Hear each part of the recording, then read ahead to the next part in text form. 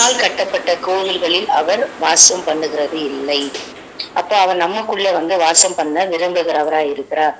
இந்த உலகத்தை அவர் எப்படி படைத்தார் அப்படின்றத இந்த 26 பவுல் எப்படி சொல்றாரு அப்படின்னா, இந்த லூக்கா எழுதியிருப்பாரு அந்த பவுல் சில நடவடிக்கைகள் மனு மனு மனுஷ ஜாதியான சகல ஜனங்களையும் அவர் ஒரே ரத்தத்தினாலே தோன்ற பண்ணி, அந்த இந்த உலகத்துல இருக்க மக்கள் அனைவரையும் சகல ஜனங்களையும் அவர் ஒரே தம்முடைய ரத்தத்தினாலே தோன்ற பண்ணி பூமி மீது குடியிருக்க பண்ணினாராம். அப்போ சிலர் தான் அவரை விட்டு இப்ப இங்க எப்படி இந்த ஸ்தோயிக்கரும் எபிக்கூரரும் எப்படி தர்க்கம் பண்ணி வேறு மார்க்கமாய் போனாங்களோ, அது போல நிறைய பேர் ஏற்றுக்கொள்ளல. இங்க முன் தீர்மானிக்கப்பட்ட காலங்களையும் அவர்களை தம்முடைய ரத்தத்தினாலே பூமி மீது குடியிருக்க பண்ணிட்டு, முன் தீர்மானிக்கப்பட்ட காலங்களையும் அவர்கள் குடியிருப்பின் எல்லைகளையும் அவர்களுக்கு குறித்து கொடுக்கிறாராம். அப்ப எவ்வளவு பெரிய நம்ம சுவாசம், அது மனிதனுக்குள்ள ஜீவனையும் சுவாசத்தையும் அவர் ஏதேன் தோட்டத்துல ஆதாமுக்கு அந்த ஜீவ சுவாசத்தை கொடுத்தார். இப்ப இந்த சுவாசமும் அவருடையதுதான். அடிக்கடி இப்ப நான் இவங்களுடைய மரணத்துக்கு பிறகு இந்த சுவாசத்தை பார்த்து நான் சொல்றது அதுதான். அதாவது என்ன நம்பிக்கை நம்ம உண்டாக்கின ஆண்டவர் மேலதான் நம்ம இருக்கணும். அதுதான் இந்த இடத்துல கூட பவுல இருக்கும்படி கேக்குறாங்க. இன்னும் சில காலம் 18 20 அவன் இன்னும் சில காலம் தங்களோடு இருக்க வேண்டும் என்று அவர்கள் கேட்டுக்கொண்ட பொழுது அவன் சம்மதியாமல், வருகிற பண்டிகையில எப்படியாயினும் நான் எருசலேமில் இருக்க வேண்டும், தேவனுக்கு சித்தமானால் திரும்பி உங்களிடத்துக்கு வருவேன் என்று. அப்ப தேவனுக்கு சித்தமானால் அப்படின்ற ஒரு வசனத்தை தேவனுக்கு சித்தமால் அப்படின்னு சொல்றாரு. இதை யாக்கோபுல அவர் சொல்லும் பொழுது நம்ம படிச்சுட்டு வந்தோம். யாக்கோபு அப்படி நம்ம யாக்கோபுல படிச்சுட்டு வரும்போது அந்த இடத்துல அவர் வசனம் எப்படியா சொல்றாரு. அதுல 4ஆம் அதிகாரத்துல நினைக்கிறேன், 4ஆம் அதிகாரம், ஆமா 14ஆம் வசனத்துல, நாளைக்கு நடப்பது உங்களுக்கு தெரியாது, உங்கள் ஜீவன் எப்படிப்பட்டது, கொஞ்சம் காலத்திலே தோன்றி பின்பு தோன்றாமல் போகிற புகையை போல் இருக்கிறதே. ஆதலால் ஆண்டவருக்கு சித்தமானால் நாங்களும் உயிரோடு இருந்தால் இன்னதை செய்வோம் என்று சொல்ல வேண்டும் அப்படின்னு அவர் கற்றுக் கொடுக்கிறார். இங்க பவுல் சொல்லி கற்றுக் கொடுக்கிறார். அவர் அதையே அவங்க பிராக்டிஸ் பண்றார், அபியாசப்படுத்துகிறார். தேவனுக்கு சித்தமானால் திரும்பி உங்களிடத்துக்கு வருவேன் என்று சொல்லி அவர்களுக்கு உத்தரவு பெற்றுக்கொண்டு கப்பல் ஏறி எபேசுக்கு போனார் அப்படின்னு போட்டிருக்கு. அப்ப இந்த சுவாசம் நம்ம அடிக்கடி நம்ம என்ன செய்யணும், இந்த கொரோனா காலங்கள்ல இந்த சுவாசத்துக்கு அந்த ஆக்சிஜன் இல்லாம மருத்துவமனையினுடைய தெருக்களில் அவ்வளவு ஆம்புலன்ஸ் நின்றுட்டு இருந்ததை பார்த்தோம். அந்த ஃபர்ஸ்ட் அட்டாக் ஆன அந்த டைம்ல அப்ப நிறைய பேர் மரிச்சு போனாங்க. ஏன்னா மருத்துவர்களாலேயே புரிந்து ஒரு கன்க்ளூஷனுக்கு வர்றதுக்குள்ள அத்தனை பேர் போயிட்டாங்க. அடுத்த வேவ் வரும்போதுதான் 3 பிரிவா பிரிச்சு எப்படி யார வீட்டுல இருந்து பண்ணலாம் அப்படின்ற மாதிரி ஒரு தெளிவுக்குள்ள வராங்க. அப்ப எல்லாமே ஸ்டீராய்டு தான் அவங்க அந்த மாத்திரைகளை தான் அதிகமா கொடுத்தாங்க. விட்டமின்ஸை கொடுத்து ஹெல்த்தியா சாப்பிடணும். அப்புறமா இந்த சித்த மருத்துவத்திலயும் நிறைய அந்த பெனிஃபிட் இருக்குன்றது ஒரு ஒரு ஒரு இதுக்குள்ள வராங்க, ஒரு முடிவுக்குள்ள வராங்க. அப்ப அந்த சுவாசம் எப்படிப்பட்டதுன்னா, அதை நான் இந்த மாத காலங்களில நான் ரொம்ப அனுபவிக்கிறேன். ஆண்டவரே இந்த சுவாசம், இந்த காற்று ஆண்டவருக்கு கீழ்ப்படிஞ்சது. இறையாதே அமைதியா இருன்னு சொன்னோம்னா அமைதியாயிட்டு கடல்ல. அப்போ நமக்குள்ள அதே காற்று ஆண்டவர் கொடுத்திருக்கிறாரு. ஆனா நம்ம சில நேரங்கள்ல எல்லாத்தையுமே மறந்துட்டு நம்ம வாயில ஏதோ பேச ஆரம்பிச்சிடும்.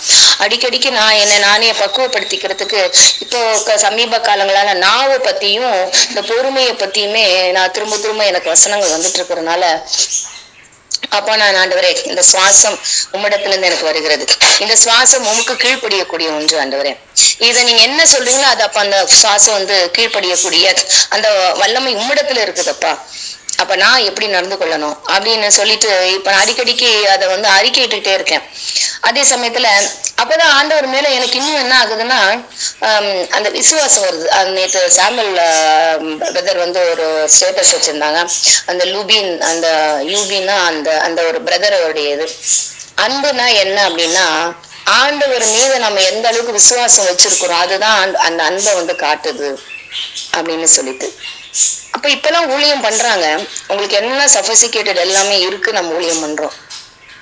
ஆனா அந்த காலத்துல பேதுரு யாருமே இது தங்களுக்கு எதுவுமே இல்லாம தோமா பாருங்க, நாட்டை விட்டுட்டு அவர் பாட்டுக்கு எங்க போறோம்னு தெரியாம அவர் வராரு.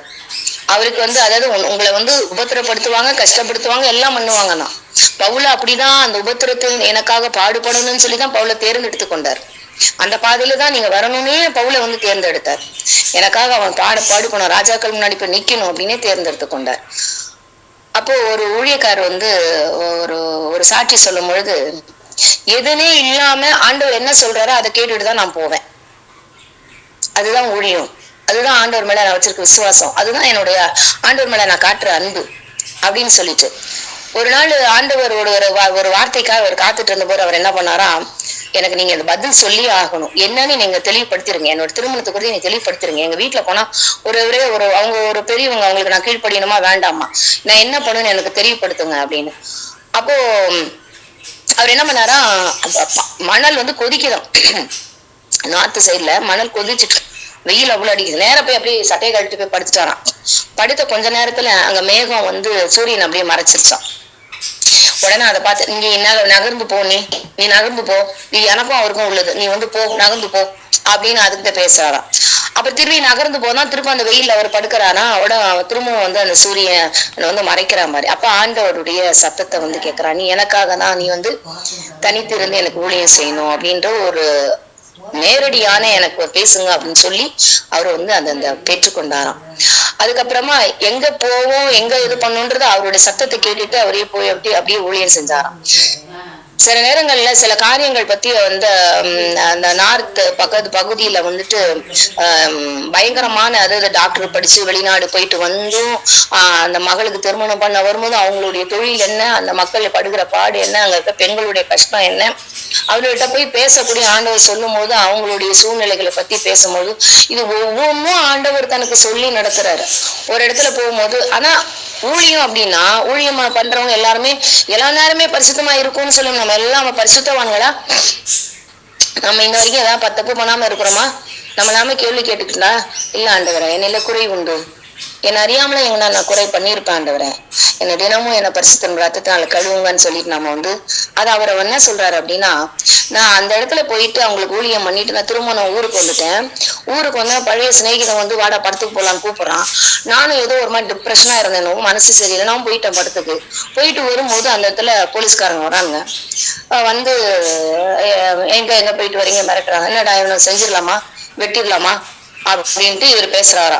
அந்த பழைய சுவாபம் அவருக்குள்ள வருதான். அப்ப அது எடுத்து வெட்டிடலாம் அப்படின்னு அதோட ஓடிடுறாங்க. எங்க இருந்து வரீங்க, என்னென்ன பண்றீங்க அப்படின்னு இந்த இடத்துல இருந்து இருக்கிற அப்படின்னா அவங்க பயந்து என்னன்னா அந்த ஊருக்காரரா இருந்தாலும் அவரை பார்த்தா அப்படி ஒரு அந்த பழைய காரியங்கள் அவர்கிட்ட வந்துட்டு போதான்.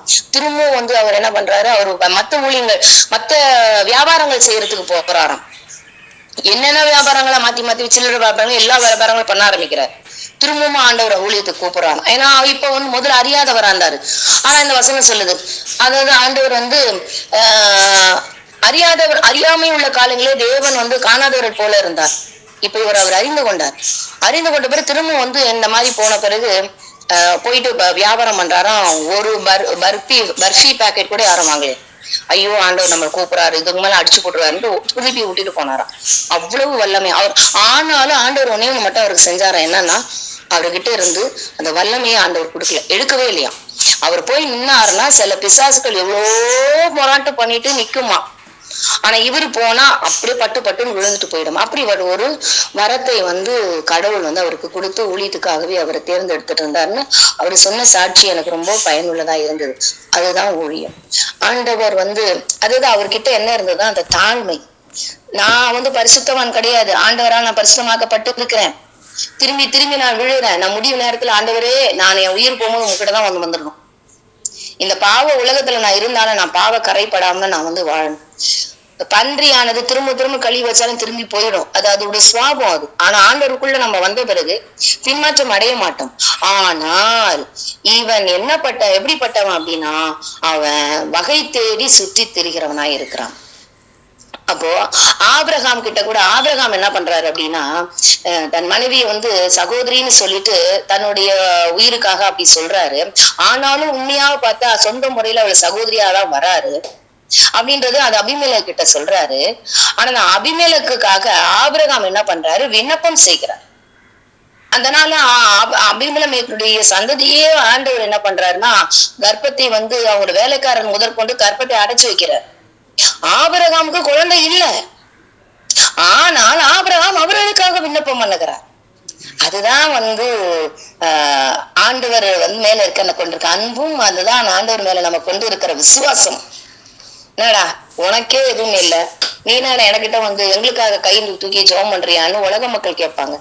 ஆனா ஆண்டவர் வந்து நம்மளை ஜெபம் பண்ண, சரி எதுவும் உங்ககிட்ட இல்ல பரவாயில்ல, நீ அது இல்லாதவர்களுக்காக நீ ஜெபம் பண்ணும்போது நம்முடைய சிறை இருப்பை ஆண்டவர் மாற்றுகிறார். யோபு தன் நண்பர்களுக்காக ஜெபம் பண்ணினா அவருடைய சிறை இருப்பை ஆண்டவர் மாற்றினார். அப்போ இதுதான் வந்து ஊழியம், இதுதான் வந்து விசுவாசம். அப்போ நம்ம ஒவ்வொரு நாளும் நம்ம என்ன செய்யணும், ஆண்டவர் இந்த சுவாசம் எந்த இல்லப்பா, அந்த பக்குவத்துக்குள்ள வரணும்னு என்ன ஆண்டவர் பக்குவப்படுத்திட்டு வராரு. இந்த சுவாசம் ஜீவனையும் சுவாசத்தையும் சகலத்தையும் கொடுக்கிற அவர் தமக்கு யாதொன்று தேவையானது போல மனுஷர் கையினால் பணிவிடை கொள்ளுகிறதும் இல்லை, நமக்கு எல்லாத்தையும் கொடுக்கிறவர் அவராயிருக்கிற இந்த சுவாசம். இன்னைக்கு நான் சுவாசம் செய்யறேன் அப்படின்னா அது கர்த்தரோட கிருபைதான். கொரோனா காலத்துல எனக்கு வந்து அந்த கொரோனா வந்துட்டு எப்படி வந்ததே தெரியல, வீட்டுக்குள்ள இருந்தே எனக்கு வந்தது. அப்போ நான் மத்தவங்களெல்லாம் ஹாஸ்பிட்டல்ல வந்து அட்மிட் பண்ணி வச்சு நாங்க இது பண்ணி பார்த்தோம். ஆனா எனக்கு வந்து நான் எந்த தைரியத்துல வீட்டுல இருந்தே நான் பாத்துக்கிட்டேன்னு தெரியல. ஆனா அது நிச்சயமா எனக்குள்ள ஆண்டவர் ஒரு தைரியத்தை கொடுத்தாரு. எனக்கு அந்த ஒருக்கான ட்ரீட்மெண்ட்டை நானே எடுத்துக்கொள்ளும்படி செய்தார். இன்னைக்கும் இந்த சுவாசம் என்கிட்ட இருக்குன்னா அது கடவுளுடைய பெரிய கிருபை. எனக்கு இந்த சுவாசத்தை விட்டு நகரவே முடியல. கர்த்தர் நமக்கு ஜீவ சுவாசத்தை கொடுத்திருக்கிறார்.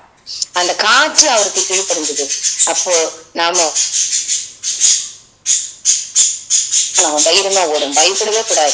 எங்க போனா நம்ம வெட்டையே போட வராங்களா, நம்ம ஆண்டவர் பத்தி வெட்டியே போட வராங்களா, பயப்படலாம். நம்ம ஒரு நிமிஷம் ஆண்டவர் கிட்ட இருப்போன்ற நிச்சயம் தைரியம் இது நமக்கு வரணும். ஆனா நம்மள எப்படின்னா ஏதாவது இரிட்டேட் பண்ணி தள்ளி விடுறதுக்கு வந்துட்டே இருப்பானுங்க. ஆனா அதுக்கு இடம் கொடுக்காம நம்ம என்ன செய்யணும், போயிட்டே இருக்கணும். இப்ப இந்த ஊழியக்காரர்கிட்ட நான் கற்றுக்கொண்டது என்னன்னா, எவ்வளவுதான் ஒரு ஊழியம் பண்ணாலும் நான் இப்படி திரும்பி திரும்பி என்னை பின்னாடி போறதுக்கான காரியங்கள் வந்ததுங்க. ஆனா ஆண்டவர் என்னை பிடிச்சு கொண்டு வந்து நிறுத்திட்டாரு. அவருதாங்க என்ன இந்த ஊழியம் செய்ய வைக்கிறாரு, நான் இல்லைங்க. நான் அப்படியே ஏதோ ஒரு இப்படிதான் ஊழியம் இப்படிதான் இருக்கணும், எங்க நான் தங்கணும் எல்லாம் அவருதாங்க முடிவு பண்றாரு. அப்போ நாளைக்கு என்ன எனக்கு என்ன அப்படின்ற ஒரு நிச்சயம் இல்லாம அவன் ஆபிரகாமை கூப்பிடும் போது ஆபிரகாம் அப்படியே போனாரு. அது மாதிரிதான் இந்த ஊழியக்கார் போனார். என்ன செய்யணும், நான் கற்றுக்கொண்டது சுவாசத்தை எனக்கு கொடுத்திருக்கீங்க, இன்றைக்கு என்னுடைய சுவாசத்தை நீங்க ஆசீர்வதிங்கன்னு நான் ஜெபம் பண்ணிக்கிட்டே இருக்கேன். ஆண்டவருக்கு தாமே ஸ்தோத்திரம்.